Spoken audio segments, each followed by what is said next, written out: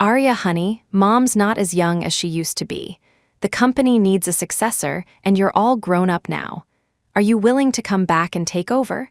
If you don't want to, I understand. I know I've let you down all these years. On the phone, her mother's voice was laced with a familiar note of resignation. Arya couldn't count how many times her mother had called, pleading with her to come home and inherit the family business. Just as the woman on the other end was about to give up, Arya's lips curved into a faint smile. Mom, I've made up my mind. I'm coming back to Silver Creek to take over the company. Really? Arya, you really mean it? Her mother's voice soared with undisguised joy. Yes, I'm coming back. Wonderful, I'll make all the arrangements immediately. We'll have you back in Silver Creek in 2 weeks. Remember, your 2 brothers in the Croft family have been so good to you. You should spend as much time with them as you can.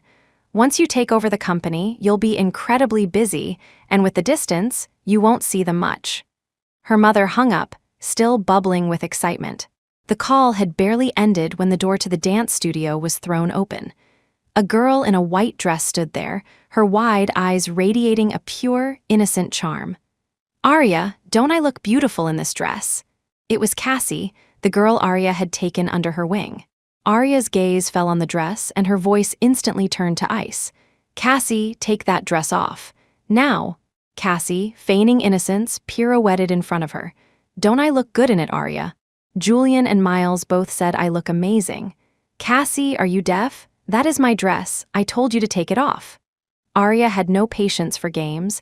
She had seen Cassie's true colors long ago. Arya, I just love it so much. Can't I just borrow it for a little while? Cassie's eyes welled with tears, a picture of manufactured distress. Arya found it laughable. Cassie had stolen her dress and was now playing the victim. Take it off, Arya commanded, her voice cold. It was the custom gown she was supposed to wear for her competition. No, just for a little bit. I'll give it right back, Arya. Suddenly, Cassie stumbled. The delicate fabric of the white couture gown tore with a sickening rip. A gown like that, once torn, was ruined beyond repair. Arya stared at the shredded silk, her entire body trembling. She couldn't hold back any longer. She raised her hand and slapped Cassie across the face. Ah, Arya, you hit me? Tears streamed down Cassie's face instantly. Julian and Miles Croft arrived to find this exact scene. Cassie, in a torn dress, clutching her face and sobbing quietly. The 2 men immediately rushed to Cassie's side, shielding her. Miles tilted Cassie's face up, his brow furrowed with concern, a frantic worry in his eyes. Seeing the red mark blooming on her cheek, his anger flared. Arya, how could you be so vicious? Look at her face, you made it swell. I never thought you could be this cruel. Beside him, Julian, who had been silent, took off his suit jacket and draped it over Cassie's shoulders. He looked at Arya with a coldness she had never seen before. Arya, you've gone too far. No matter how much you dislike Cassie, you don't hit her.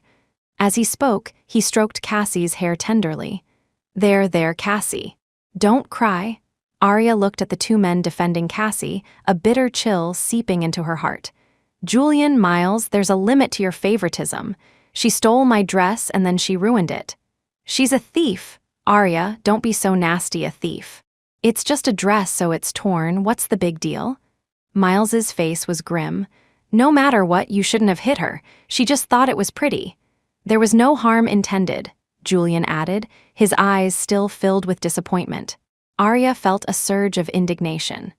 That was the dress for my competition in 2 days. She destroyed it. What am I supposed to wear now?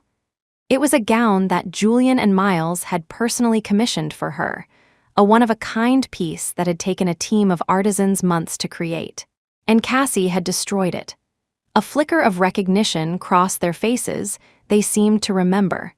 Beside them, Cassie shot a furtive glance at the brothers, and fat tears began to roll down her cheeks again. She bowed repeatedly to Arya. Arya, I'm so sorry. It's my fault. I shouldn't have touched your dress without asking.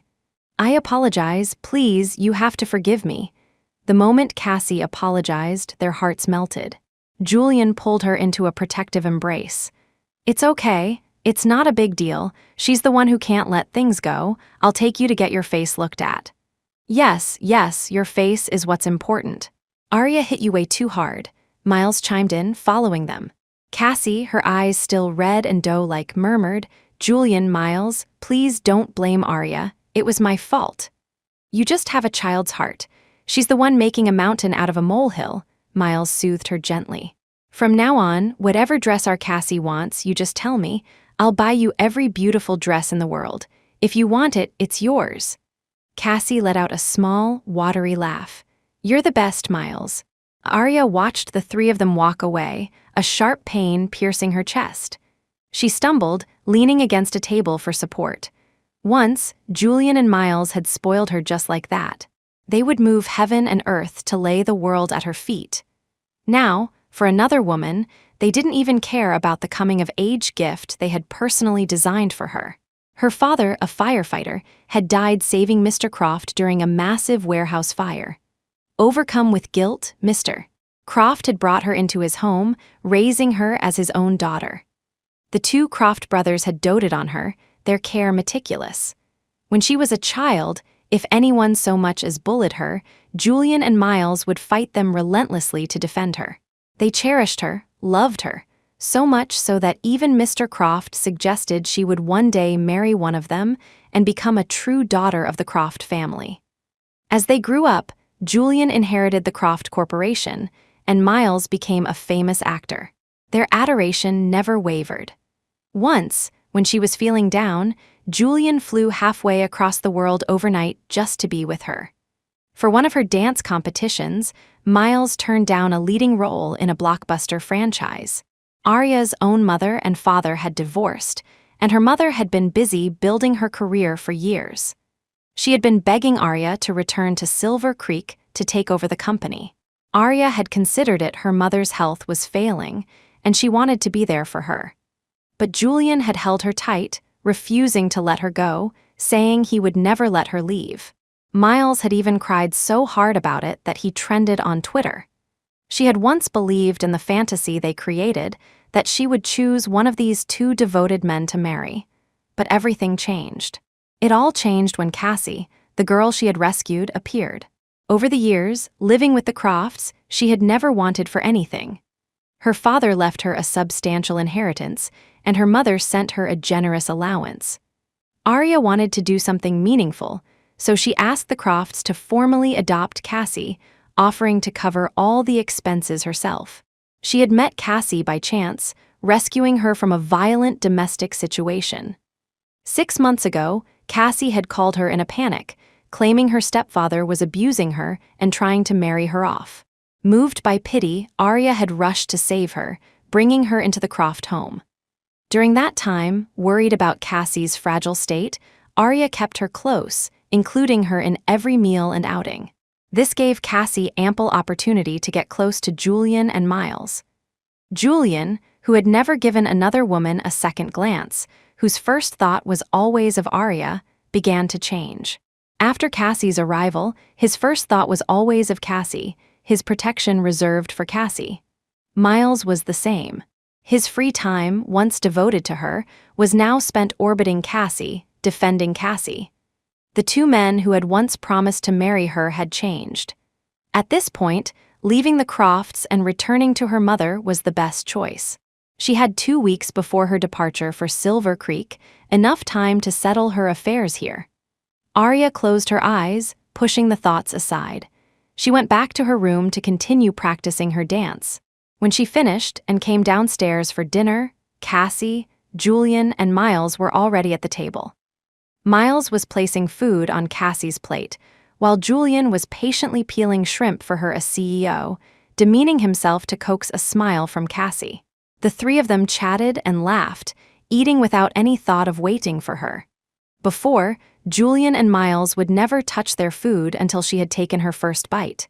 Now, that too had changed. Arya curved her lips into a wry smile and found a seat. As soon as she sat down, Cassie, seated across from her, spoke up, her eyes shining with anticipation. Arya, I'm about to graduate. I was thinking, could I join your dance company? No, Arya's refusal was blunt. Cassie pressed on immediately. Why not? Arya, I love to dance, and your company is the best in the city. I really want to join. You have zero formal training. How could you possibly join a professional company? Arya found Cassie utterly ridiculous. Dancing isn't something you do with your mouth. Her company performed contemporary ballet, a discipline unlike any other. It required extreme flexibility and a deep technical foundation, skills usually cultivated from the age of 3 or 5. As Cassie herself said, her company was the best in the city. Every one of her dancers had over 20 years of experience. You couldn't just walk in off the street.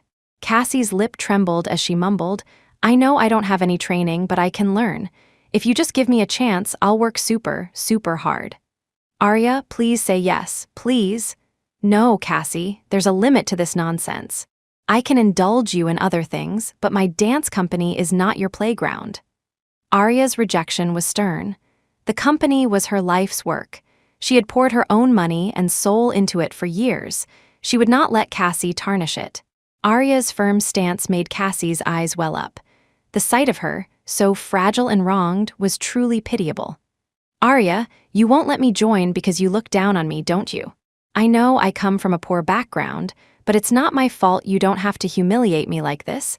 At Cassie's tears, Julian and Miles immediately bristled with protectiveness. Julian stopped peeling his shrimp, his brow furrowed.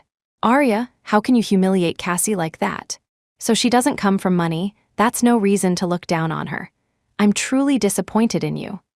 "Yeah, our Cassie didn't grow up a princess like you, but she tries so hard you can't just dismiss her because you were born with a silver spoon in your mouth," Miles added angrily, wiping Cassie's tears. "When did I ever look down on her? If you didn't, you'd let her into your company. All she wants is a chance to dance. What's so wrong with that?" "Miles, it's a professional dance company, not the high school drama club. You can't just let any stray cat in." Arya laughed, a bitter, incredulous sound. Miles's face darkened. "Arya, everything you have, the Crofts gave to you. Don't be so ungrateful." Arya had thought she was numb to their preference for Cassie, that their words could no longer hurt her. But hearing that accusation, a dull ache spread through her chest. "What the Crofts gave me? For years, my mother has contributed to my expenses, and my father left me an inheritance. I live in your house, but I've been paying my own way. And for the record, I never looked down on her. If I did, I wouldn't have begged your family to take her in the first place. Get your facts straight." Arya stood up and left the dining room, unwilling to argue further. She was utterly disappointed in Julian and Miles. Her company was the culmination of so many people's dedication. Ballet wasn't something you could master just by trying hard. Miles knew that. He just didn't care because the person he was defending was no longer her. Miles was stunned for a moment. Arya had never lost her temper with him like that. Julian also stared after her, retreating back for a long moment as if to stand and follow her. But Cassie immediately started crying softly. "It's all my fault. I'm so useless, dreaming of joining a dance company and making Arya angry. Julian, Miles, you should go comfort her." "Comfort her for what? She's the one in the wrong here," Miles said, his tone softening as he turned back to Cassie. "Don't worry about it, Cassie. If you want to learn to dance, I'll hire the best private instructor in the world for you. You don't have to beg her for anything." He gently patted Cassie's back, his voice a low, comforting murmur. Julian, who had half risen, sat back down. "Cassie, don't cry. You want to join a dance company. I'll make Arya agree." "Really?" A light sparked in Cassie's eyes, her excitement palpable. "Of course. When has Julian ever broken a promise?" Miles said with a smile. As a powerful CEO, Julian had his ways. Getting Cassie into Arya's company wouldn't be a problem. Back in her room, Arya looked around at the collection of things Julian and Miles had given her over the years. From childhood to now, there were too many memories. Now, they all seemed like a joke. Arya packed everything into boxes and had the house staff take them out to be thrown away. Julian and Miles watched, box after box being carried out. They saw the hand-stitched doll Julian had made for her, the one Arya used to say she couldn't sleep without. Now it was lying on top of a pile of trash. A sense of panic flickered in their eyes. Julian stopped a housekeeper, his brow creased. Arya, what are you doing? Why are you throwing all this away? It's all old and just taking up space. Better to get rid of it.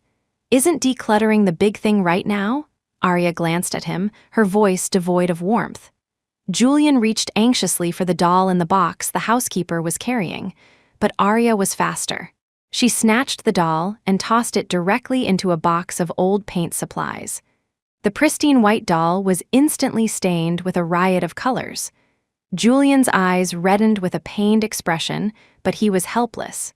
Miles saw his own gifts to her, similarly ruined, and was close to tears. Arya found their reactions fascinating. They hurt her again and again for Cassie, yet they treasured these worthless old objects like precious relics. She was suddenly curious to see how they would react if they knew she was leaving for Silver Creek to take over her mother's company. All right, you two don't have to look like that. It's just old stuff. After you declutter, you can buy new things. Arya had little desire to talk to them. The online trend of letting go was popular lately. Arya thought the thing she most needed to let go of was Julian and Miles. You're right, it's all from a long time ago. We'll get you more, better gifts in the future, Julian said, his expression relaxing slightly. He didn't suspect anything. Miles immediately chimed in. Looks like we'll have to prepare 2 sets of gifts from now on. We have to get something for Cassie, too.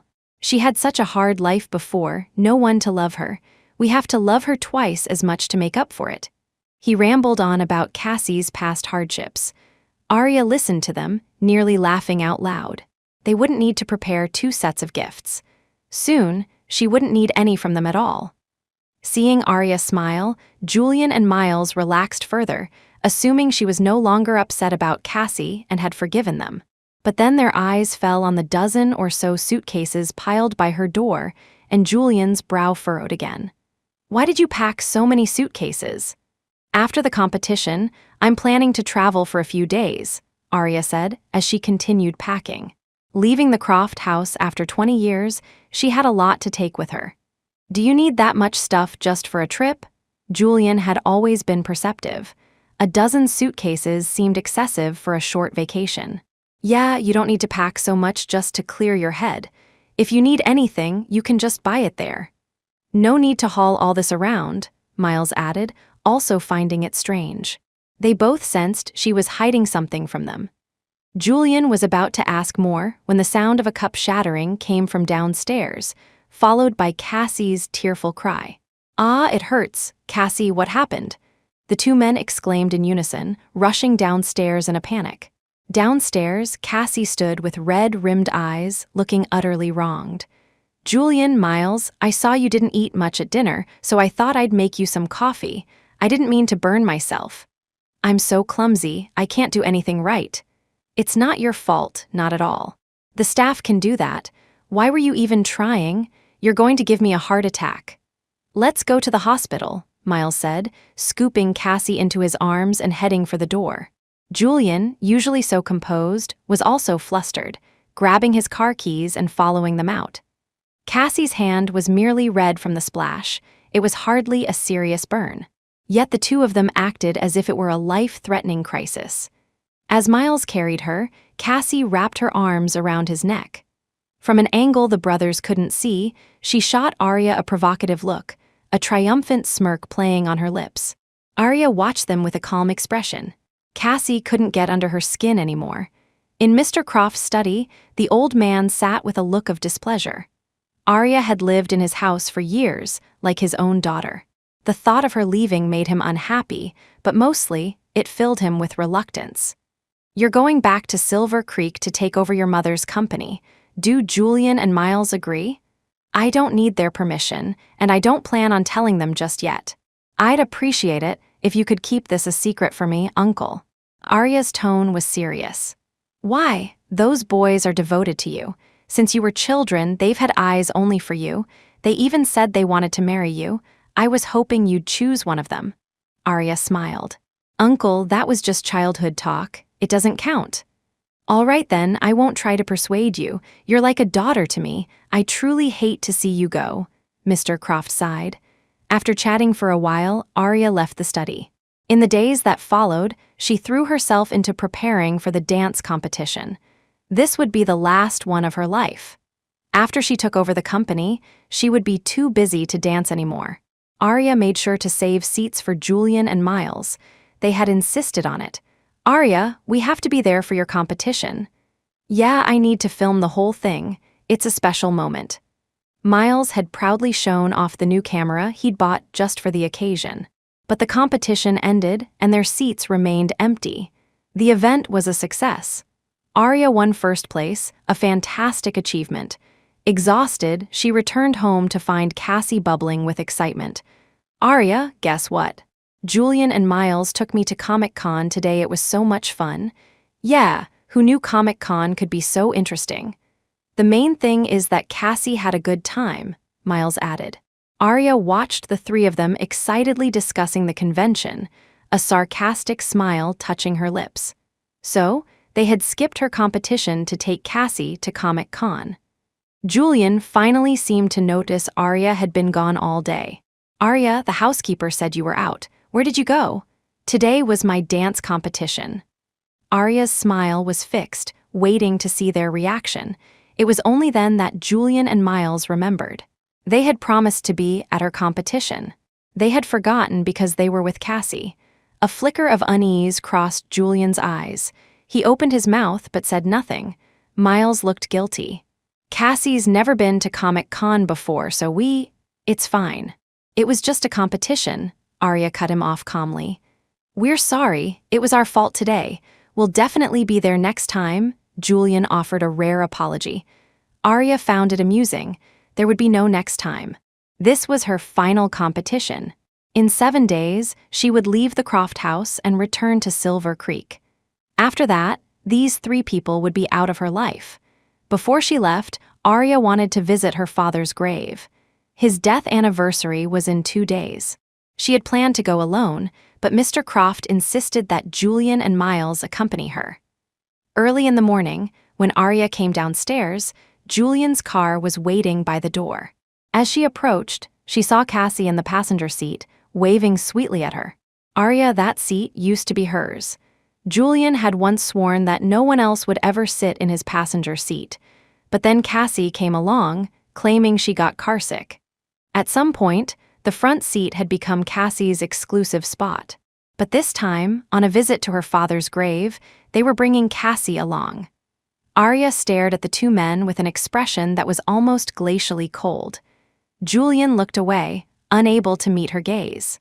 Cassie said she's been stressed with graduation and wanted to come along to clear her head. "Arya, don't overthink it." "I'm going to see my father, not to clear my head," Arya said, her voice dripping with sarcasm. Anyone else might not know, but Julian and Miles knew perfectly well. Every time she visited her father's grave, it was to mourn him, not for a casual outing. And yet, they were letting Cassie tag along. "I'll go see my father by myself. You don't need to come." Arya had no desire to argue and turned to leave. Cassie's voice, thick with tears, called out. "Did I make Arya angry again? Julian, Miles, she's helped me so much. I heard her father was a great hero. I just wanted to go pay my respects." "Cassie, don't cry. You did nothing wrong. She's the one being unreasonable," Miles said, instantly rushing to comfort her. He couldn't stand to see her cry. It was a scene Arya had witnessed far too many times. Before Arya could say anything, Miles turned on her. "Arya, Cassie just wanted to pay respects to your father out of kindness. What's wrong with that? Why are you always targeting her?" "Kindness. I don't see it." Arya shot a look at Cassie. She knew exactly what Cassie's intentions were. Only Julian and Miles were blind to it. Arya started to walk away again, but Julian blocked her path. "Arya, don't make a scene. Anything else, fine. But this time, Dad specifically told Miles and me to accompany you to pay respects to Uncle Yun. Today is his anniversary." The mention of Mr. Croft made Arya soften. For years, Mr. Croft had felt an immense debt over her father's death. He was out of town for a conference and couldn't be there, which was why he had insisted his sons go in his place. If she refused to let them come, Mr. Croft would be heartbroken. He had treated her like his own daughter, and she couldn't bear to hurt him. Fine, let's go. Arya opened the back door and got in without another word.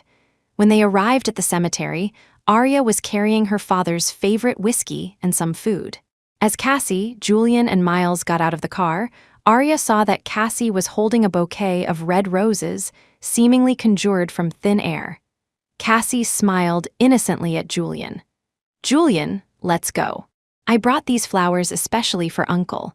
Aren't they beautiful? Arya stared at the fiery red roses. They were blindingly inappropriate. Cassie, are you out of your mind? We're here to pay respects to my father, who brings red roses to a grave. But Arya, I thought they were pretty. I wanted to give them to Uncle. I even saved up my allowance to buy them myself, Cassie said, looking pitiful. Arya didn't believe for a second that Cassie was ignorant of funeral etiquette. She knew you didn't bring red roses to a grave. She was doing it on purpose. You're not coming to see my father. Cassie, I'm done playing games with you, Arya said firmly. Arya, I'm sorry, I really didn't mean to, Cassie put on her pitiable act again.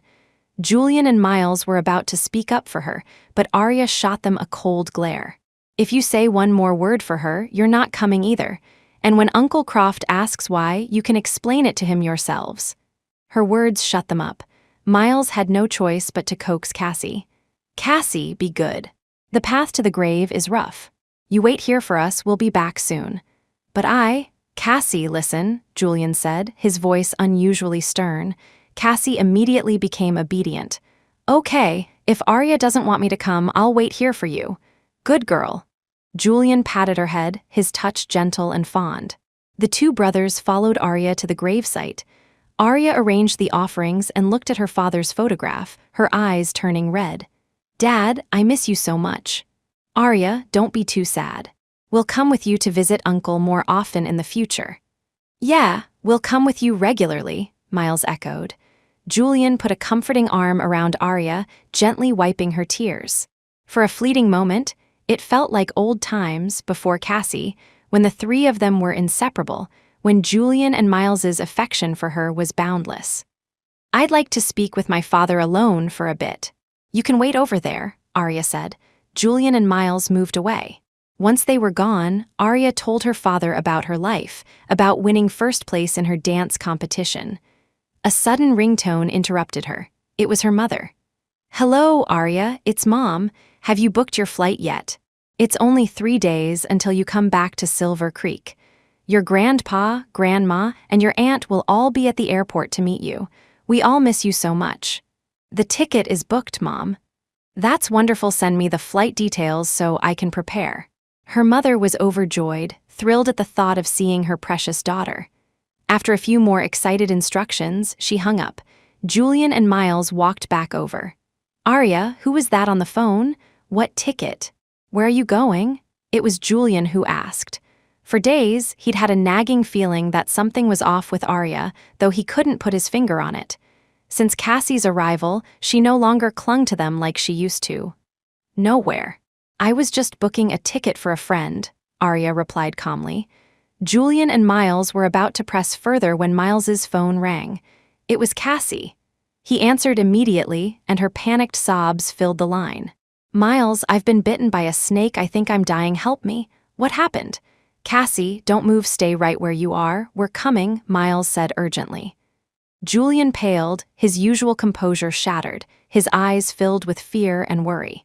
Cassie was bitten by a snake. Quick, we have to get her to a hospital, Julian bolted, sprinting down the hill even faster than Miles.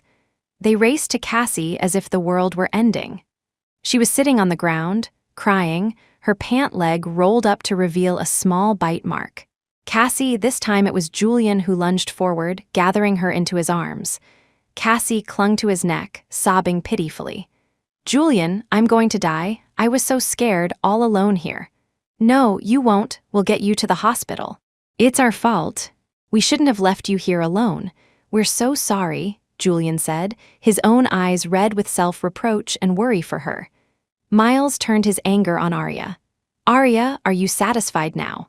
It's because of you that we left Cassie here alone, and now she's been bitten by a snake. If anything happens to her, we will never forgive you. She got bitten by a snake. What does that have to do with me? She could have just stayed in the car. Why did she have to wander off and get into trouble? Arya couldn't understand how this was her fault. Miles grew even more furious.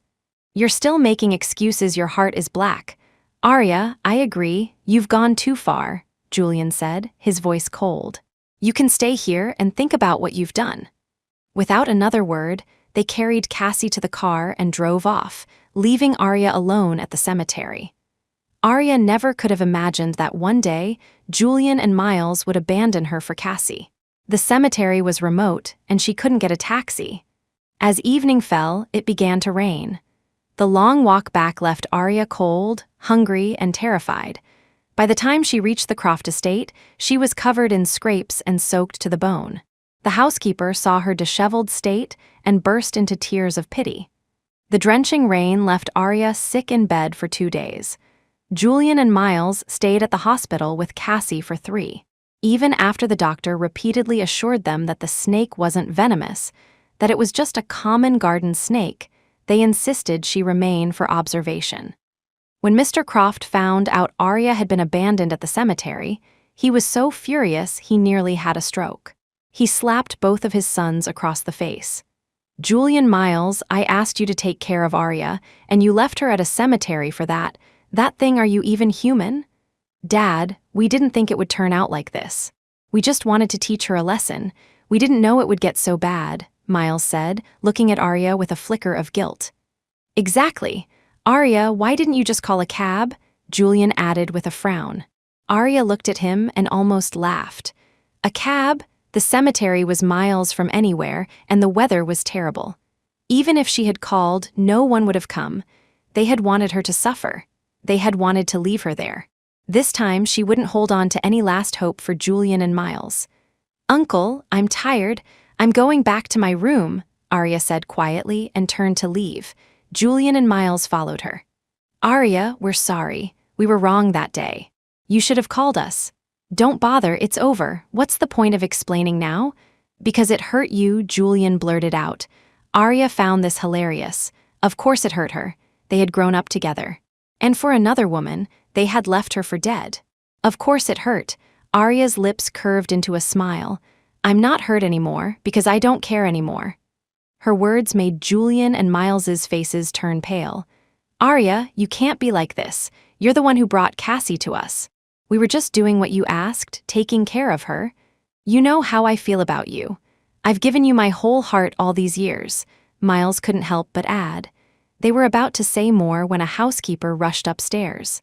Mr. Julian, Mr. Miles, Miss Cassie says she caused trouble and she feels so guilty she's trying to kill herself. I'll go check on her. I'll go with you. Cassie is so fragile, she must be at her breaking point. The two of them hurried downstairs to see Cassie. Arya calmly watched them go, then finished packing her things and walked downstairs. In the car on the way to the airport, Arya scrolled through her phone and saw Cassie's new Instagram story. The caption read, "Feeling like a happy princess. All I have to do is call, and my knights come running to me, and I have 2 of them." Arya liked the post. I hope the 3 of you are locked together forever. Don't come out and ruin anyone else's life. She deleted every contact from her phone, boarded the plane, and left without a single look back. Arya was gone. She no longer cared about how Julian and Miles felt. In the moment she truly let go, she felt a wave of relief wash over her. Meanwhile, back at the Croft estate, after successfully coaxing Cassie down from her fake suicide attempt, Julian and Miles went to talk to Arya. But she was gone. Also gone were all her suitcases. Julian's face was grim. Miles frantically searched Arya's room, finding all her favorite things, her paintings, her books, all cleared out. He nearly collapsed. Julian, she's gone. She took everything. Julian was silent. The scene before them spoke for itself. Things were spiraling out of control. Cassie, who had followed them, already knew what had happened but feigned innocence. Julian, Miles, Arya said before that she was going on a trip to clear her head. I'm sure she just went traveling. She'll be back in a few days. Julian glanced at Cassie, his expression darkening further. Miles's voice was strained. Impossible. She wouldn't take her favorite paintings with her on a vacation. I'm going to find her. He turned and hurried out. Julian followed, saying to Cassie, "I'm going too. Stop making trouble and wait for us to get back." Julian, Miles, Cassie called after them, but they didn't even pause. At the front door, Mr. Croft blocked their path. "Where are you two going?" "Dad, Arya's gone." "We have to find her," Miles said, on the verge of tears. He had never felt a fear like this before, a hollowing ache in his chest as if a part of him had been carved out. Julian, though more composed, also had red-rimmed eyes. He was terrified that his deepest fears were coming true. Mr. Croft looked at his sons and scoffed. "Don't bother. Arya has gone back to Silver Creek to inherit her mother's company. By now, she's probably already there." The two of them froze, unable to process his words. Julian's face was ashen, his lips trembling. "She left." Tears streamed down Miles's face. The tough celebrity sobbed like a child. "She went back to Silver Creek? She wouldn't. Arya said she would stay with the Crofts forever, that she wouldn't go anywhere." "Dad, are you lying to us?" "Dad, tell us where she is." They couldn't believe it. They couldn't believe Arya would just leave like that. She had promised to stay with them forever. Mr. Croft sneered at their reaction. "Why would I lie? Arya told me days ago she was leaving to take over her mother's company. My own driver took her to the airport today and watched her board the plane. It's real." It was his sons who hadn't cherished her. Now it was too late. Julian swayed, leaning against a wall for support. He looked at Miles, who was now crying openly.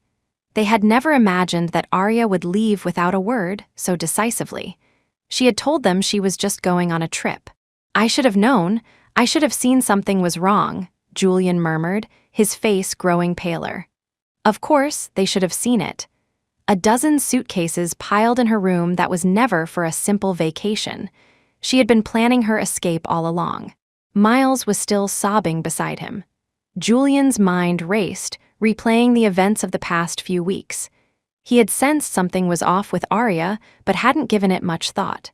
Looking back, it was clear she had been planning to leave them for at least 2 weeks. Was she really that bothered by Cassie's presence? After a while, Julian and Miles returned to Arya's empty room. Cassie was still there. Seeing them, she immediately came over. "Julian, Miles, isn't Arya just traveling? I told you she just went to clear her head. She'll be fine. Look how worried you got. Let's go have dinner and wait patiently. I'm sure she'll be back in a few days." Julian remained silent, sitting at Arya's desk and staring at a photo of the three of them, his thoughts unreadable. Miles's voice was cold, devoid of its usual warmth. "Cassie, leave us alone. We want some quiet." "Miles?" Cassie's eyes immediately reddened as she looked at him, hurt. It was the first time Miles had ever used her full name. "Get out." Miles's voice was sharp with impatience. "Okay, I understand."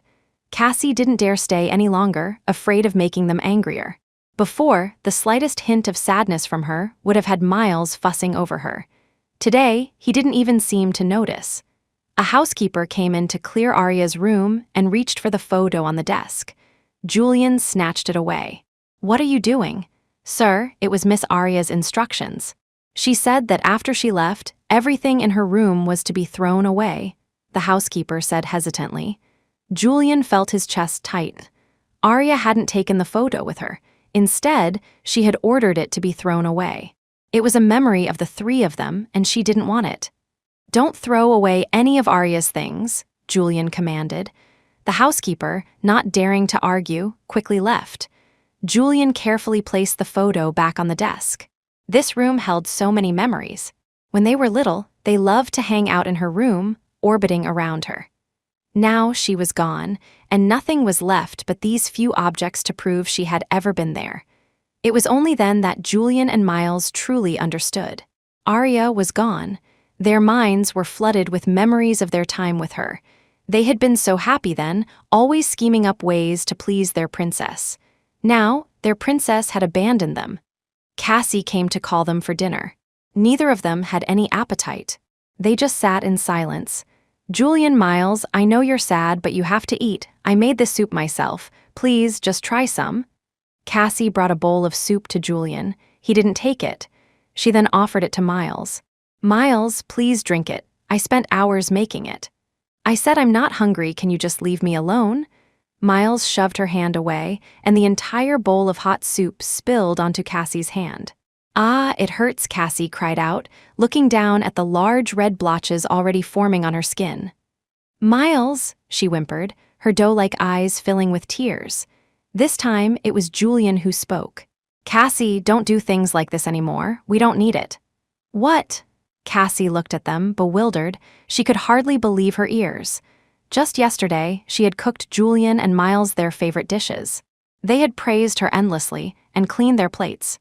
Just yesterday, the tiniest scratch would have sent Miles into a panic, rushing her to the emergency room.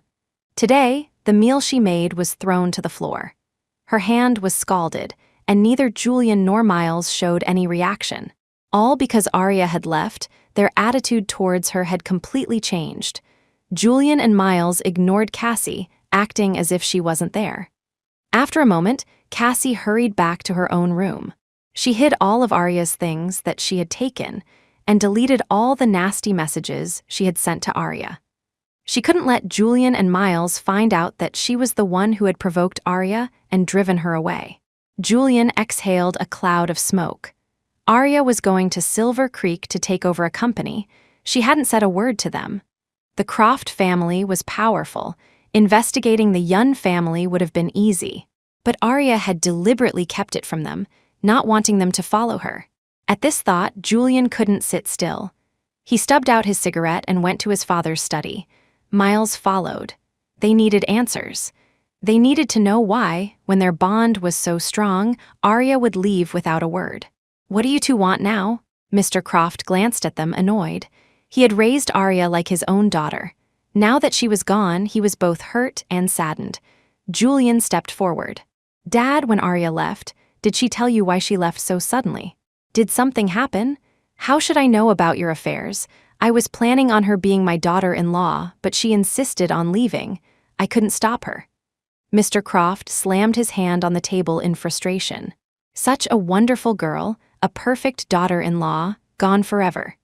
Julian and Miles left without the answers they sought. They couldn't understand what had happened to make Arya leave so secretly. "I'm going to find Arya and demand an explanation," Miles declared, unable to wait another second. He needed to see her, to ask her face to face what had happened to make her disregard their years together and abandon the family she had grown up in. As Miles stormed out, Julian immediately followed. They had their assistants book the next flight to Silver Creek. The hours on the plane were torturous. They wished the plane would fly faster, that they could see Arya sooner and demand to know the truth. At the Yun family villa, Arya, the guest of honor, was dressed like a princess. A stunning white gown and the latest designer jewelry made her breathtakingly beautiful. Her mother circled her, beaming with pride. "My Arya is so beautiful. You'll be the most dazzling person at the party tonight. I guarantee Liam Joe will be completely captivated." "Mom, stop it," Arya blushed, slightly embarrassed. The Yun family was hosting a grand party to celebrate her return. More importantly, it was her engagement party. She never would have imagined she would be getting engaged to Liam Joe. As a child, she often heard her grandfather talk about a grandson from a close family friend who was her age and exceptionally brilliant. Her grandfather would say that their two families would one day be united by marriage. When she grew up, she would marry Liam Joe. Back then, she didn't understand. She would just clap her hands and shout, "Okay, okay," and just like that, the betrothal was set. Later, when her father took her to live in Los Angeles, the matter was never mentioned again. Upon her return to Silver Creek, her grandfather arranged the engagement party. It was only yesterday, when she met Liam again, that she realized who her fiancé was. He was the aloof, unattainable campus legend from her university. In her memory, he was always brilliant, a world away from her. Their only close encounter had been on a university-sponsored hiking trip that was hit by a sudden thunderstorm. She had gotten separated and was trapped alone in a remote area with no phone signal as darkness fell. Terrified, she thought she was going to die in the mountains. Then, Liam appeared, running towards her. The moment she saw him, she understood what it meant for a light to appear in your life. "Arya Yun, don't be afraid. I'll get you out of here," Liam had said, his voice calm and reassuring. "Thank you," Arya had managed through her sobs. Liam carried her on his back out of the mountains, never once putting her down. Even though he was covered in scrapes and his own feet were bleeding from cuts, he insisted on taking her all the way to the hospital. After that day, she never saw him again. Until now, in Silver Creek, and they were getting engaged. "The party is starting. Madam Miss, are you ready? The old master is getting impatient," a housekeeper announced from outside the door. "Arya, the guests have all arrived." "Let's go out," her mother said fondly. "Okay." When Arya emerged, all eyes turned to her. The attention made her nervous and overwhelmed, until a hand took hers. It was warm and strong. Arya looked up and met a pair of eyes as beautiful as a mountain lake, gentle and captivating. "Don't be afraid, I'm here." It was Liam. He was right beside her, devastatingly handsome in a tailored suit. Just like that stormy night when she thought she was going to die, his sudden appearance was just as breathtaking. Arya suddenly thought that being engaged to Liam Joe was actually a wonderful choice. Throughout the evening, Liam held her hand tightly, never letting go. He stayed by her side as they greeted guests and accepted toasts, providing a sense of security she had never known. Just like that night, when she thought she would die in the storm, Liam had said, "Arya, I won't give up on you. So don't you give up on yourself." The Yun and Joe families were both top-tier dynasties in Silver Creek. The party was filled with influential guests, and Arya felt dizzy trying to keep up. But as long as Liam was there, she didn't have to worry about a thing. Old Mrs. Joe, Liam's grandmother, approached them, holding a magnificent jade bracelet. "Arya, this has been passed down to the daughters-in-law of the Joe family for generations. Today, Grandma is giving it to you. I hope you and Liam will be very happy together." "Thank you, Grandma," Arya said with a smile, extending her hand for Liam to place the bracelet on her wrist, officially marking her as the chosen daughter-in-law of the Joe family. Just as he was about to, Julian and Miles arrived. Arya's face was flushed with a gentle, undeniable happiness. The two brothers stared, their eyes wide with disbelief. Miles, emotional, shouted, "Arya, don't put on that bracelet on their way over." They had already heard the rumors that Arya was getting engaged. The entrance to the party was adorned with a massive photo of her and another man, a jarring sight. But they had convinced themselves it was all an act, that Arya was just angry and trying to make them jealous. Now, seeing her happily accepting the Joe family heirloom, it felt like a nightmare. Julian's hand trembled. He wanted to reach for Arya, but his arm felt leaden. He forced his voice to remain calm. "Arya, come here, to me." Even now, he couldn't accept it. Arya was surprised to see them. She hadn't expected them to find her in Silver Creek so quickly, let alone crash her engagement party. But it didn't matter. She didn't care about them anymore. She took Liam's hand and guided it, letting him slide the jade bracelet onto her wrist. Then, she linked her arm through his. "Julian, Miles, you're here. Perfect timing. Today is my engagement party. You can stay for a celebratory drink." "What celebratory drink?" "Arya, you must be out of your mind with anger at us to do something so rash. An engagement isn't a game." "Come with us," Miles said, losing his composure and stepping forward to grab her. Arya dodged him, moving closer to Liam. Liam shielded her and, with a swift movement, kicked Miles, sending him staggering back several feet. "Mr. Croft, please respect my fiancé." His gaze was sharp and cold. Julian was stunned by Arya's reaction, and by the fact that she had just watched Miles get hit without a word. Before, if either of them got so much as a paper cut, she would be on the verge of tears. Today, her indifference was terrifyingly unfamiliar. This was not the outcome he wanted. Absolutely not. Julian couldn't stop himself. "Mr. Joe, you should understand, Arya is only engaged to you to spite us. In a few days, she'll regret it. Please let her go." "Spite you? Do you really think you're worthy?" Liam sneered at them as if they had told the world's biggest joke. "You abandoned her at a cemetery, a young woman all alone, without a care for her safety. You hurt her again and again for that Cassie girl. What exactly is there for her to be spiteful about?" Arya wasn't a fool. To act out of spite for these two would be true foolishness. Liam's words left them speechless. They turned to Arya, desperate. "Arya, you think we were too good to Cassie, that we hurt you because of her. But you were the one who asked the family to adopt her. We were just taking pity on her background. We had no other intentions." "Yeah, and you asked us to take extra care of her, so why are you doing this to us?" Miles added. They had done everything she had asked. They couldn't understand why she was acting this way.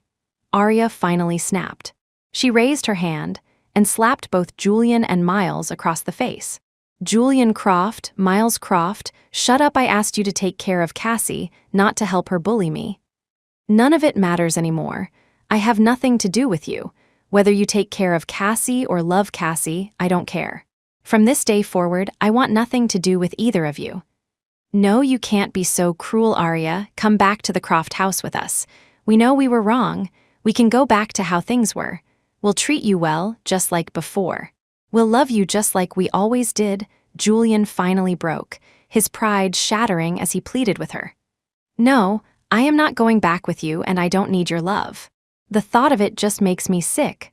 Arya's reply was glacial. Thinking of the past, she felt a visceral disgust. Her feelings for them had been a habit, one she would eventually forget. Julian's face went white. He managed a brittle laugh. "Fine, very fine. Arya, you will regret this. Never. Security, have these men removed. And from this day on, they are not to come near the Yun family property again." Arya gave the order. Instantly, security guards from both the Yun and Zhou families appeared. They dragged the two struggling brothers out and unceremoniously threw them onto the street. With them gone, Arya realized she had lost her composure. She looked at Liam, embarrassed. "Liam, You did wonderfully, Arya," Liam said, stroking her hair with an affirming touch. "You're going to run the Yun Corporation one day, and you'll be the matriarch of the Zhou family. You'll face storms in the business world.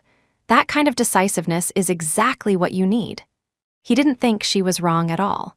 You shouldn't be quick to forgive those who have hurt you. To lead a company, you needed that kind of strength. Liam's praise warmed Arya's heart. Outside the Yun estate, Julian and Miles were a disheveled mess, their expensive suits torn. Arya refused to go back with them. They had no other choice. They boarded a plane and flew home alone. They couldn't understand how things with Arya had gotten to this point, why she would have them thrown out. The person who had once cared for them so deeply was now so cold, so ruthless. He vaguely remembered his father saying that Arya would choose one of them to marry. They had even secretly competed for her affection. Then Cassie appeared. At first, when Arya brought Cassie to them, she said Cassie's family was poor, her parents had remarried, and her stepfather was abusing her. Arya had begged their father to adopt Cassie, offering to pay for her upkeep. Their father, who doted on Arya, agreed. Then Arya, in her kindness, asked them to look after Cassie. And so, they began to divide their attention. Gradually, Julian and Miles discovered something. The better they were to Cassie, the more Arya seemed to care, the more jealous she got. It was a novel feeling. They both loved Arya and selfishly wanted to marry her. This seemed like a way to see whose affection she valued more. They never imagined it would drive her away into the arms of another man. When Julian and Miles returned to the Croft estate, disheveled and defeated, Mr. Croft and Cassie were there. Mr. Croft looked at them and sneered. Well, you're back. Didn't Arya invite you to stay for a few days?" The sarcastic remark made their faces burn. Miles wished the ground would swallow him whole. Not only had she not invited them to stay, she had security throw them out. Mr. Croft couldn't be bothered with his foolish sons and walked away. Cassie, however, breathed a sigh of relief. She had been worried sick ever since Mr. Croft told her Julian and Miles had gone after Arya. She was terrified Arya would come back with them, and her own position in the Croft house would be jeopardized. Julian and Miles would go back to doting on Arya and would no longer have eyes for her. Her entire plan would be ruined. Now, seeing their miserable state, it was clear Arya had rejected them. A wave of joy washed over Cassie. She rushed over to them, her face a mask of concern. "Julian, Miles, what happened to you? Why are your clothes torn? Did the Yun family give you trouble?" Arya can be so thoughtless. You went all that way to see her and she had people beat you up? That's just awful. In the past, her manipulative, sweet-talking words would have pleased Julian and Miles. Today, they sounded grating. "What did you say?" Miles's face was a cold mask as he looked at Cassie. "And nothing. I just meant Arya, she. If I ever hear you say another bad word about Arya, I will make you regret it," Miles said, his voice low and threatening. "Yes, I won't do it again." Cassie's face paled and she quickly agreed. She wasn't stupid. She realized Julian and Miles had changed. The two men had no energy to deal with Cassie and went straight to their rooms. They didn't sleep a wink, their minds replaying the scene of Arya's engagement to Liam Joe. The way she leaned into him, her eyes filled with a softness that had once been reserved for them, now given to another man. They had grown up together. They had always assumed Arya would marry one of them. Anyone but Liam Joe. Now everything had changed. It was only in this moment that they realized they were truly losing her. Julian Chains smoked, one cigarette after another. Miles couldn't hold back his tears. "Julian, Arya really doesn't want us anymore." The rain outside mirrored the chill in their hearts. The next morning, Cassie, as usual, helped the housekeeper prepare a thoughtful breakfast. Seeing the two brothers, she happily approached them. "Miles, Julian, I made breakfast all by myself today." She gave them a sweet smile. Before, they would have eaten and praised her effusively. Today, they had no appetite. As they were about to leave, Julian's eyes caught the necklace around Cassie's neck. "Where did you get that necklace?" "Oh, this, Arya bought it for me. Isn't it pretty?" Cassie said, trying to sound proud. If she said she bought it herself, they wouldn't believe her. Only by saying Arya gave it to her could she make it plausible. And for Arya's sake, they would continue to be good to her. "Liar," Miles stood up, pointing at the necklace. "That's impossible, absolutely impossible." He didn't believe for a second that Arya would give that necklace to Cassie. It had a special meaning. It was a gift their mother had prepared for her future daughter-in-law. She had given it to Arya long ago, as a token of her future place in the family. Arya had always treasured it, rarely even wearing it, and now it was on Cassie's neck. "I'm not lying, Arya really did give it to me," Cassie insisted. She couldn't let them know she had stolen it from Arya. "You're lying. You stole Arya's dress last time, and we let it go.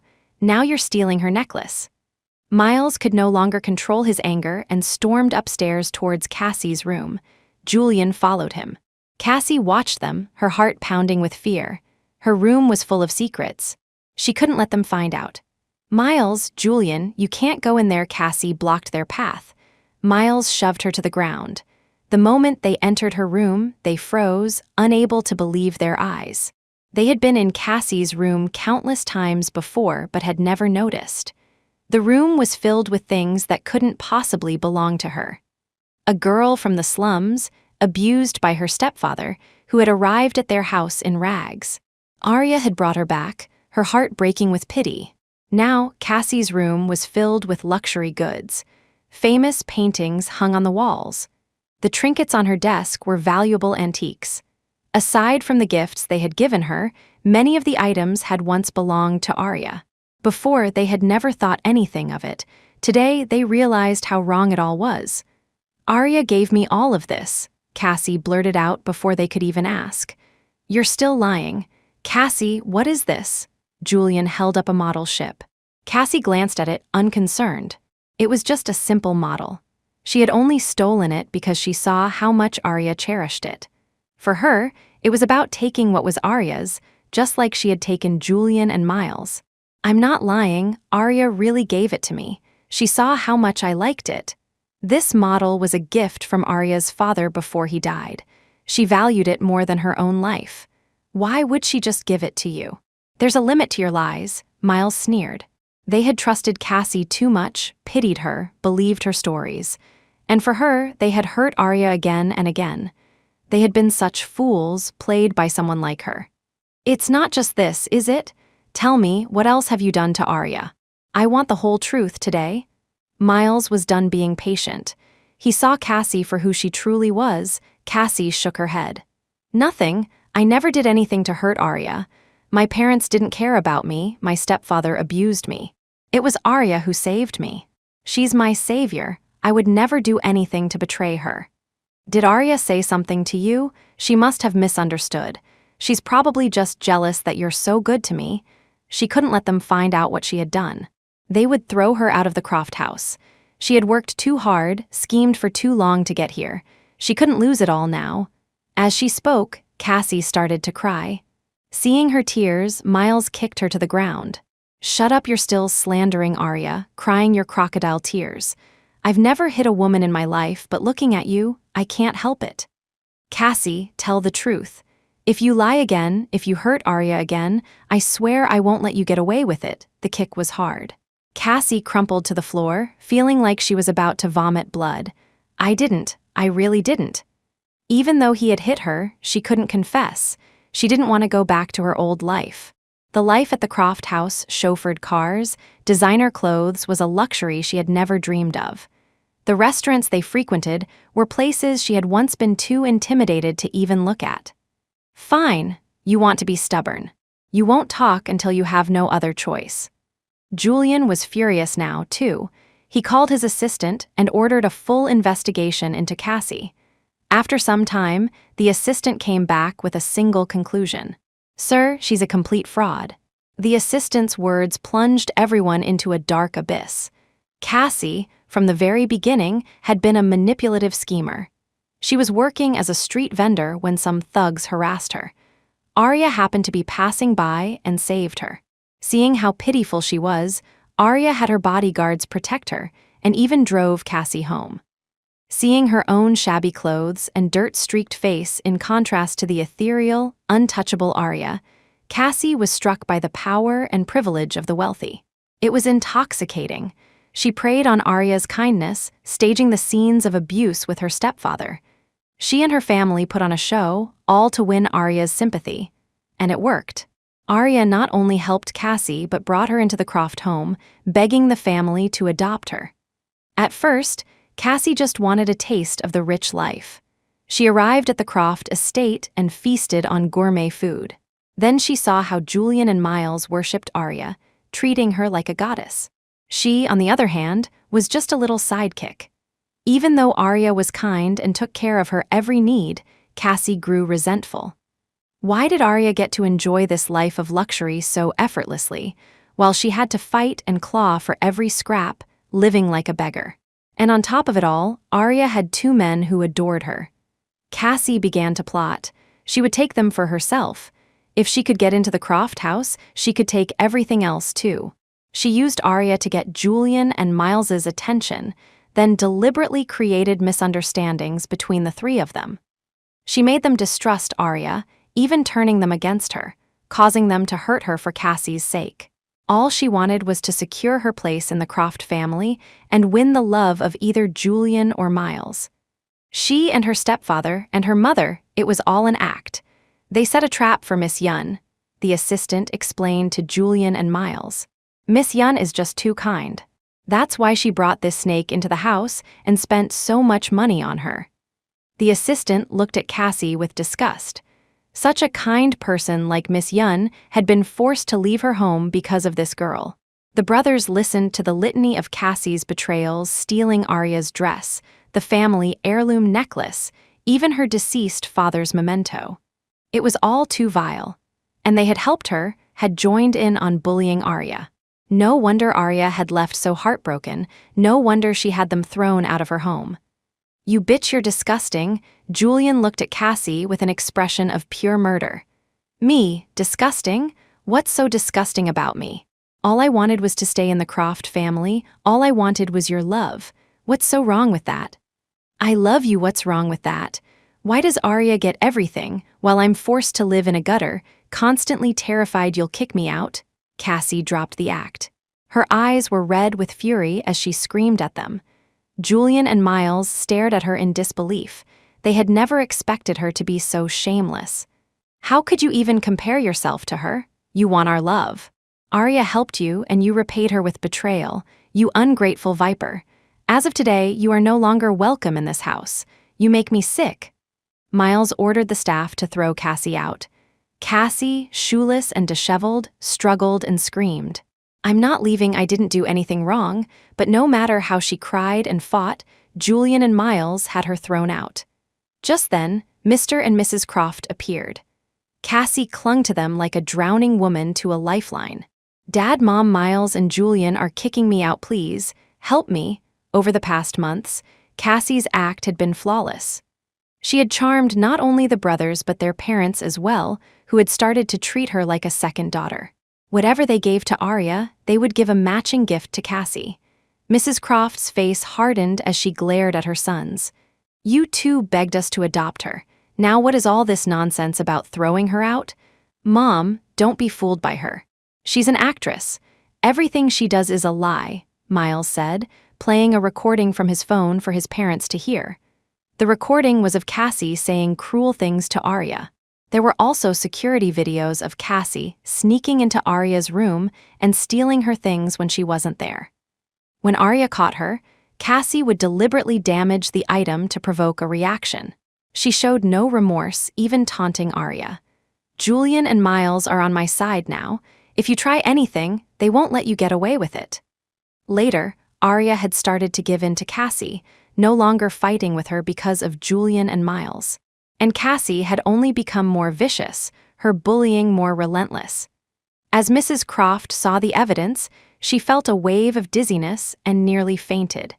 She had never imagined this was what Arya's life had been like in her own home. They had brought Arya in to compensate for the loss of her father, to surround her with love and family. They had been so careful to protect her from any hint of hardship. And now, because of Cassie, she had been living a nightmare. Cassie had been brought in by Arya herself. They had trusted her completely. They never would have suspected she could hurt Arya. "That poor, silly child. Why didn't she ever tell me?" You are a truly wicked girl," Mr. Croft said, pointing a trembling finger at Cassie. Cassie's eyes reddened and she tried to argue, but Mrs. Croft cut her off, her voice cold as she addressed the staff. "Don't just let her leave. She arrived here in rags. Everything she has belongs to the Crofts. She is not to take a single thing with her." Mrs. Croft was no fool. She had built the Croft empire alongside her husband. She would not let Cassie get away with hurting Arya so deeply. At her command, several bodyguards began to strip Cassie's room. Cassie screamed and cried. "Don't touch my things, you can't touch my things." Jewelry and trinkets clattered to the floor. The Croft family looked on with disgust. Cassie lunged at a bodyguard, trying to snatch her things back. Mrs. Croft grabbed her and slapped her hard across the face. "Your things? A single piece of jewelry here could buy your family's house several times over. None of this is yours. Take her dress off, too." Before anyone else could move, Mrs. Croft had already ripped the designer dress from Cassie's body. After having Cassie thrown out, Mrs. Croft still wasn't satisfied. She turned on her sons, her high heels clicking menacingly, and kicked each of them. "My hope was to keep Arya here, to let her live like a princess. Your father and I even agreed that whichever one of you married her would inherit the company. But look what you've done. You hurt her so deeply. She was in this house. Because her father died for yours, we begged her to stay with us.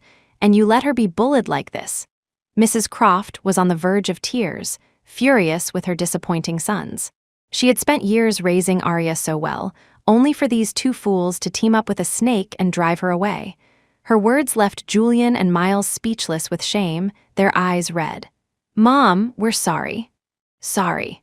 You have nothing to be sorry to me for. The one you wronged is Arya. You two idiots." Mrs. Croft couldn't bear to look at them. "Now, I see that Arya returning to Silver Creek to take over her company and get engaged to Liam Joe was the right choice. At least she'll be safe from you two fools." She, a woman known for her shrewdness, had given birth to two utter morons. Mrs. Croft took her husband's arm and left. Cassie was gone. Just as she had arrived, she left in tattered clothes, returning to her family. In one night, she had gone from a princess with 2 nights to a stray dog. Mrs. Croft had insisted that bodyguards escort Cassie all the way home, leaving her no room to escape. All the money and gifts Cassie had secretly sent to her family were also reclaimed by the Crofts. Her stepfather saw her pathetic state and exploded. "You useless thing, weren't you supposed to be living the high life with the Crofts? How did you get thrown out?" Cassie had promised that if he helped her with her act, they would all be rich. For a while, she had indeed given them a lot of money. Today, the Crofts had taken it all back. Their lawyers had explained that it was all obtained through fraud. If they didn't return it, they would go to jail. "Shut up, I'll figure something out." Slap her stepfather hit her across the face. Cassie's lips split open as he yelled, "I helped you with your act for the money the whole neighborhood already thinks I'm an abusive monster. So I might as well live up to it if you don't get me more money. I'll sell you to some old man for his pleasure." Still not satisfied, he grabbed her by the hair and began to punch and kick her. Her mother watched without a shred of sympathy. She had been so close to becoming a wealthy woman. It was Cassie's fault for angering the Crofts, getting thrown out, and dragging her down with her. When her parents were done, they left her bruised on the floor. It was only then that Cassie realized the true horror of her life. The things she had faked to trick Arya were now happening to her for real. Her time in the Croft house, being adored and pampered, felt like a distant dream. Cassie was seething with resentment. She didn't stay long. Covered in bruises, she went back to the Croft estate. She stood at the gate, crying and begging to be let in, but the only response was a call to security, who removed her for trespassing. She couldn't go back to her family, and the Crofts wouldn't have her. She was penniless. She found a place to hide for the night, planning to try her luck at Julian's company in the morning. That night, huddled in a corner, she was spotted by a homeless man. "Hey there, little girl. All alone?" His lecherous gaze terrified her. She bolted and ran all night. By morning, she was a true vagrant. She staked out the entrance to Julian's company building and waited. When she saw him emerge, she threw herself at him. "Julian, please, help me." Julian stared at the person before him, barely recognizing her. The cute, innocent girl with the playful smile from the Croft house was now indistinguishable from a homeless person. In just 2 days, Cassie had completely transformed. "Julian, my stepfather is beating me. Please save me. I have nowhere else to go." For a fleeting moment, Julian felt a pang of pity. But when Cassie mentioned her stepfather, he remembered the investigation. He remembered that her stepfather had been her accomplice in their elaborate deception. Julian's face instantly hardened. "Get away from me. That's your problem, not mine." He shoved her aside without a shred of mercy. Thinking of what she had done to Arya, he couldn't find it in him to be soft. Cassie then tried her luck with Miles, finding him at his private club. Miles was less callous than Julian. He saw her wretched state and frowned. "What happened to you?" "Miles, my family, they're beating me. After the Crofts kicked me out, they made my life a living hell. My stepfather said he's going to kill me or sell me to an old man. Please save me. Please." As she spoke, Cassie fell to her knees, banging her head on the ground, begging him to save her.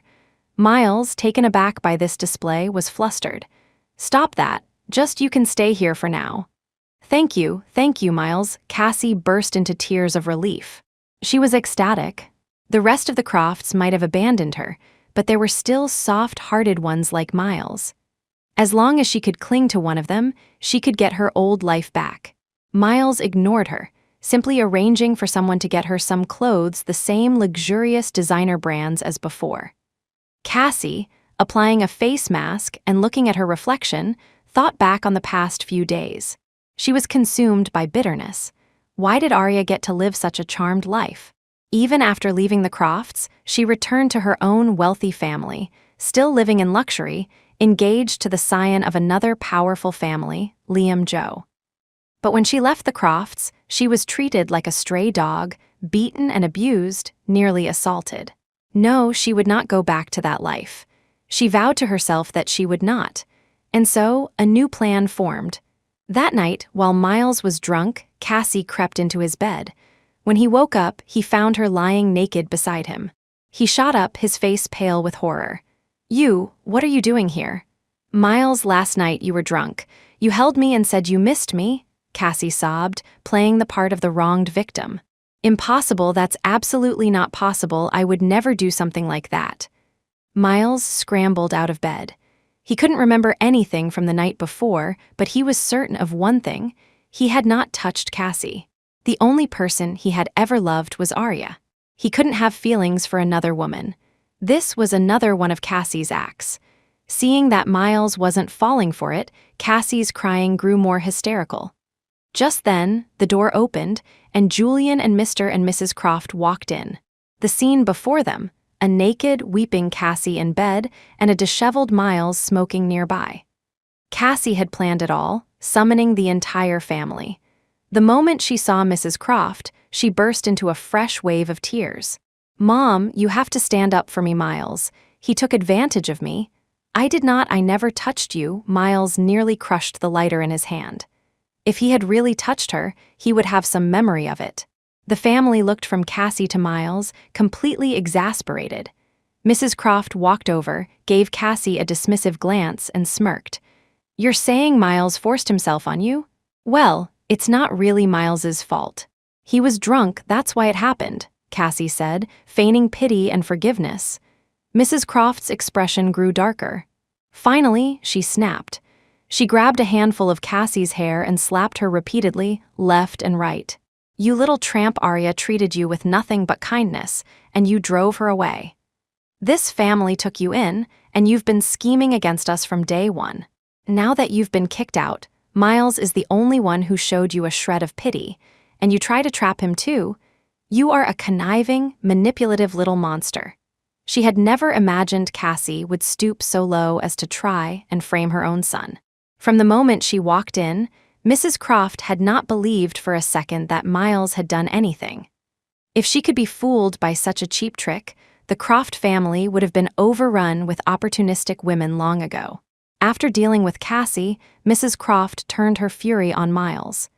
"You idiot," she sheds a few tears, "and you fall for it completely. You let her stay in your villa, and you didn't even consider what her intentions might be.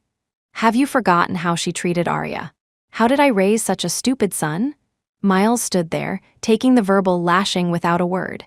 He knew he shouldn't have felt sorry for Cassie. Mrs. Croft had Cassie's parents summoned. Her mother and stepfather arrived, and in the presence of the formidable Mrs. Croft, they were timid and subservient.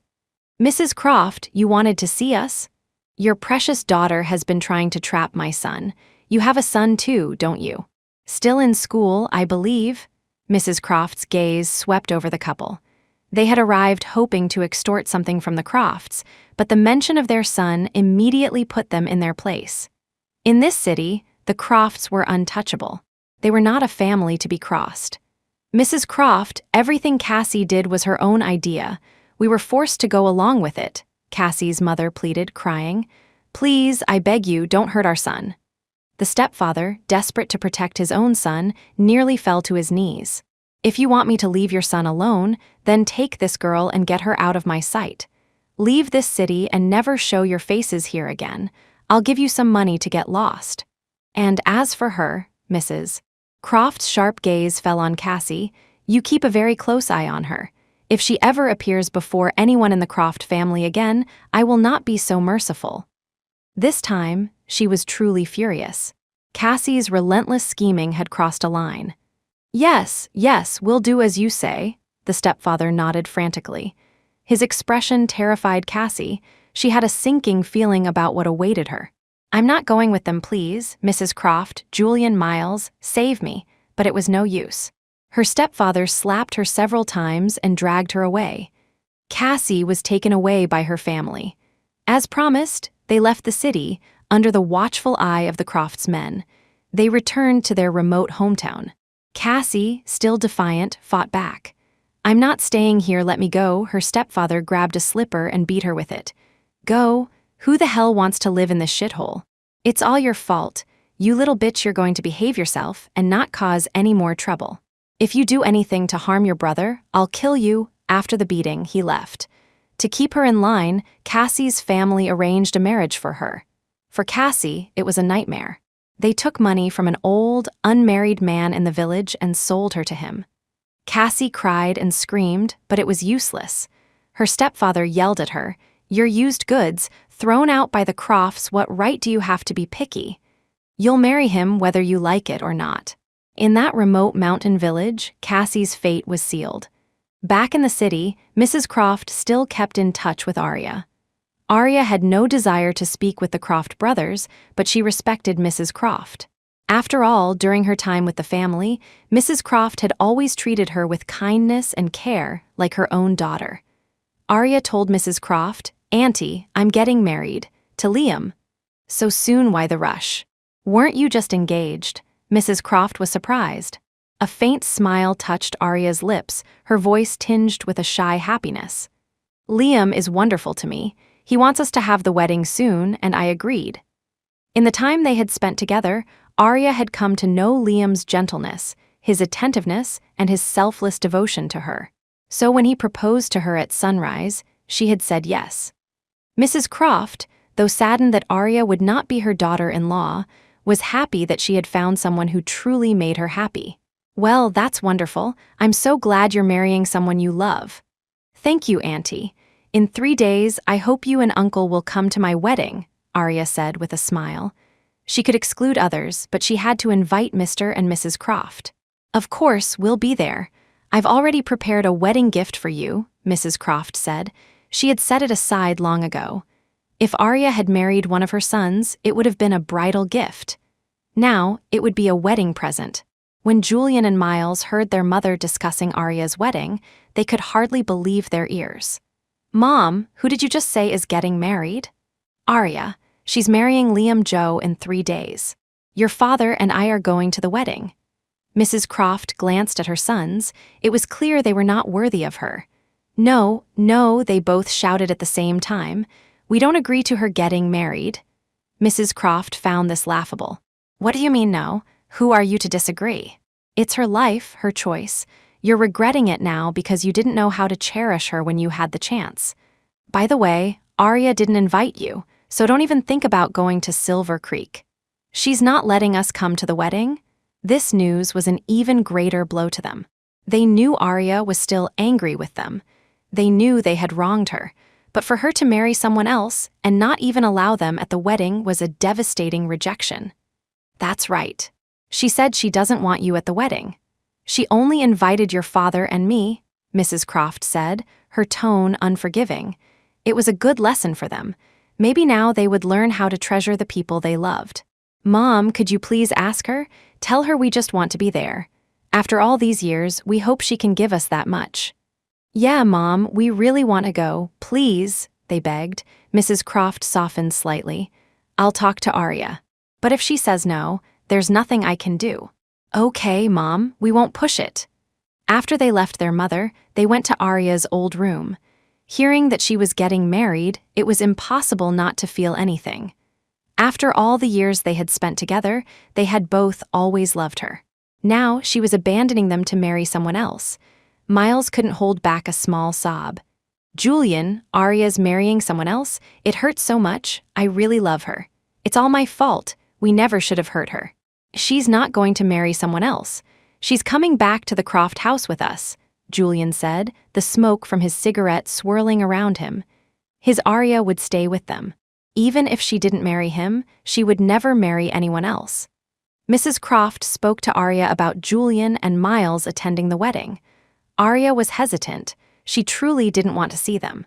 But it was Mrs. Croft asking, and she found it hard to refuse. Liam, his arm around Arya's waist, asked gently, "Are you conflicted?" "Yes, I don't want them at the wedding." Seeing them would only bring back painful memories of her time at the Croft house. "But Auntie and Uncle have always been so good to me.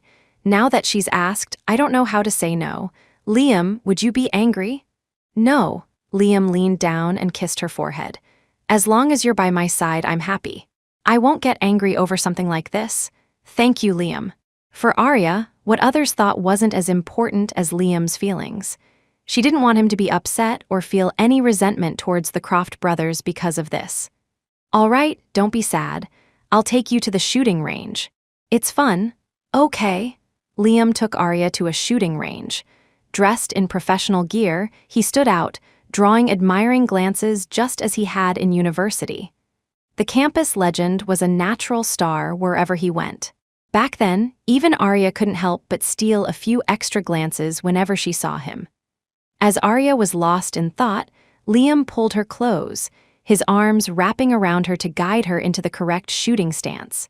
Their heads were so close she could feel his warm breath on her skin, making her blush. "What are you thinking about?" Liam's voice was a pleasant, low murmur. "I was just thinking, why did you save me back then, in those mountains? Going back in was so dangerous." Arya had wanted to ask this question for a long time. Back then, when she was trapped in the mountains, no one dared to go back for her. The teachers and other students were all waiting for a professional rescue team. They knew that with the rain and the approaching night, there was a real risk of hypothermia. But Liam had come back for her.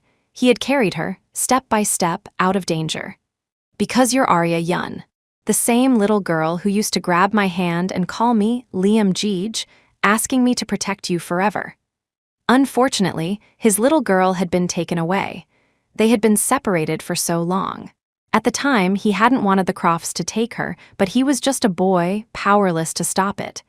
But thankfully, it wasn't too late. He was with his Arya again, and soon she would be his wife. Listening to Liam's story, Arya finally understood why he had risked everything to come back for her that day. In the time they had spent together, she had been filled with happiness and gratitude. She had fallen in love with Liam. And so, she called Mrs. Croft and politely declined her request. She would not be inviting Julian and Miles to her wedding. The day before the wedding, Mr. and Mrs. Croft arrived. And with them, 2 uninvited guests. Julian and Miles. Mrs. Croft was mortified.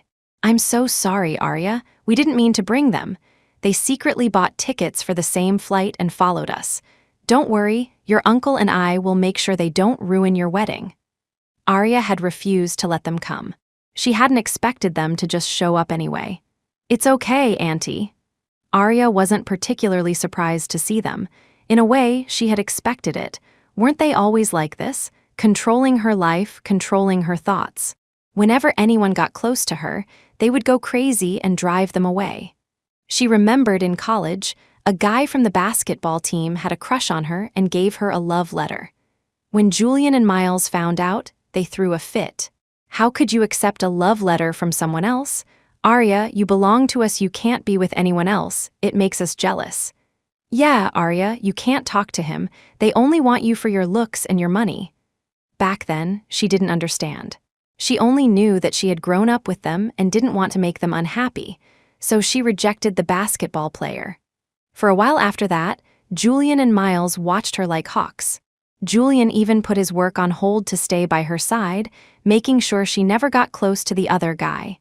She had mistaken their possessiveness for love, but it wasn't love, it was ownership. They treated her like their private property. It was only after being with Liam that Arya truly understood what love was. Love wasn't possession. It was freedom, comfort, and the right to choose, built on a foundation of absolute respect. "Arya, we came here not to cause trouble, but to sincerely apologize. Please, can you forgive us?" "I'm sorry, I can't forgive you. If you behave and attend the wedding as guests, you are welcome. If you have any other ideas, I will have you thrown out." Arya's voice was cold. This time, she would not be soft. The pain she had endured at the Croft house was too much. Her attitude was a bitter pill for Julian and Miles to swallow. The obedient, pliable Arya they knew was gone. "Arya, you can't treat us like this. Our feelings for you are real. And this time, we truly know we were wrong. Have you forgotten all the good times we had together?" Miles pleaded, his voice laced with pain. Julian was silent, but his eyes were red, a dull ache in his chest. Arya's coldness cut him deeply. He had hoped that with time, she would remember the good things and be warmer towards them. He never expected her to become even colder, even more ruthless. "Forget? Of course I haven't forgotten. How could I forget all the things you did, helping Cassie bully me?" The hurt they had caused her was impossible to forget, and all for Cassie. Their faces fell once more. "Arya, what we did was wrong, but we were tricked by Cassie. She was just using us. Yes, it was Cassie. She's a terrible person, she manipulated us." But don't worry, she's been punished. She will never appear before you again, Julian said, a note of desperation in his voice. If they could just get rid of Cassie, maybe Arya would forgive them, and they could go back to how things were. Even if she didn't marry them, as long as the three of them were together, it would be enough. Arya didn't know if they were truly evil or just stupid. Either way, she was beginning to despise them. You say you were tricked by Cassie? Were you really? The day I went to visit my father, you abandoned me at the cemetery because Cassie got a snake bite. You said it was to teach me a lesson. That was your idea, both of you. If you had any brains at all, you would know that Cassie grew up in the countryside. She knows a venomous snake from a harmless one. And even if it was venomous, what does that have to do with me? You were just looking for an excuse to punish me. To punish me for not being obedient, and you used Cassie as your excuse. That night, she was alone, unable to get a ride, exhausted and starving. Where were Julian and Miles? They were at the hospital, coddling Cassie over a non-venomous snake bite. They didn't care if she lived or died. They let her walk all the way back, her shoes ruined, her feet bleeding. In that moment, she had truly understood what it meant to be completely and utterly disappointed. Her words made them flush with shame, but they were still unwilling to give up. They were about to argue further when Liam, who had been standing beside Arya, had heard enough. The princess he had risked his life to save had been bullied like this by these two. Teach them a lesson, a good one. If anything happens, it's on me, Liam ordered his men. In front of the Croft parents, Liam's men descended on the two brothers. Mrs. and Mr. Croft watched in silence. Their sons deserved it. They had failed the trust the Yun family had placed in them. Arya, Liam wrapped an arm around Arya and led her away, not wanting her to hear another word from them. He wouldn't have even let them set foot in Silver Creek if he had known the extent of the pain they had caused her. Arya's mother, her eyes filled with tears of rage, couldn't hold back. She walked over to the two men being beaten on the ground and kicked them. You despicable boys, and to think Arya always spoke so highly of you to me. You are truly vile. You bullied my precious daughter like this, you monsters. Arya had never told her family what had happened. They had been kept in the dark. Everyone left. Mr. and Mrs. Croft were utterly humiliated. You two should just go back home. Stop embarrassing us here. Your father and I can't even face the Yun family now. With that, they too left, leaving Julian and Miles bruised and alone. Go back. They would not go back so easily. Even if Arya hated them, they would not let her belong to another man. Right now, she was just blaming them for what happened with Cassie. Now that Cassie was gone, if they could just get Arya back home and treat her well like before, she would be moved. Everything would go back to the way it was. Julian began to form a plan. They stole their mother's phone and sent a message to Arya, asking her to meet. Arya, thinking it was from Mrs. Croft, didn't suspect anything. She was happy to spend some time with her, even during the busy wedding preparations. But when she arrived at the meeting spot, she realized she had been tricked. It was Julian and Miles. What are you doing? A terrible premonition washed over Arya. There was something different about them now, something unhinged. Arya, we're not doing anything. We just want to take you home. We know you're only with Liam Joe to make us angry. We understand, Julian said. Arya shook her head frantically. What are you talking about? Why would I want to make you angry? I truly want to marry Liam. Lies, you've known us for 20 years, and you've only known him for a few weeks. How could you be willing to marry him? He's tricked you, don't believe him. Miles was getting agitated. He couldn't believe that a few weeks could outweigh 2 decades of history. Arya was just acting out. Arya, we don't want you to regret this later. Come back with us. We can live like we used to, okay? Miles and I will spoil you. Cassie is gone, she'll never come back. We can go back to how it was. We can't go back, Julian. Miles. I don't love you anymore. I truly love Liam. Even after just a few weeks, he was willing to die for me. You would never do that. Arya's voice was rising with panic. The doors were locked. She was trapped here at their mercy. She was terrified. I don't believe it. I don't believe a single word. Arya, don't fight us. Just drink this and we'll take you away. A glass of drugged water was held out to Arya. Julian himself was holding it. "We don't want to hurt you, but we're afraid you won't listen. Just drink this, go to sleep, and we can go back to the city. Back to the Croft house. You can still have your dance company. We'll support you." "Julian, Miles, you're insane, you're completely insane, let me go." Arya was frantic now, terrified. They had reached a point of no return. She was afraid of what they might do in their rage.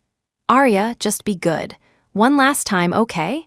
Miles said, moving to help Julian restrain her so she would drink the water. Arya was crying, but they didn't care. Their only thought was to take her back. Just then, the doors burst open. Liam and a group of men stormed in, finding the horrifying scene. Arya, her hair disheveled, being forcibly held down by Julian and Miles as they tried to make her drink. They looked like madmen. The sight sent a jolt of white-hot rage through Liam. He lunged at them, hitting them with a ferocity he had never shown before. "You monsters, you absolute monsters." He was about to do more, but Arya stopped him, afraid he would go too far. As Liam led Arya away, he gave a final order to his men. "Get them out of Silver Creek. From this day forward, no Croft business is to operate in this city, and these two are never to come near Arya again." "Yes, Mr. Joe."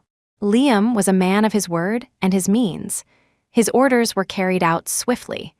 Julian and Miles were thrown out of the city. The Yun and Joe families joined forces to crush all of the Crofts' business interests in the region. This time, they had been truly provoked.